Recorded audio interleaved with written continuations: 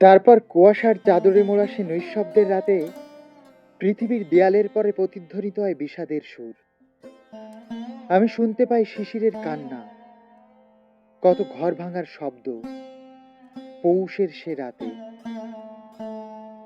মরে যায় কত ফেনিল সমুদ্র, যে বুকে উঠত অবিরত ঢেউ কোনো এক সময়।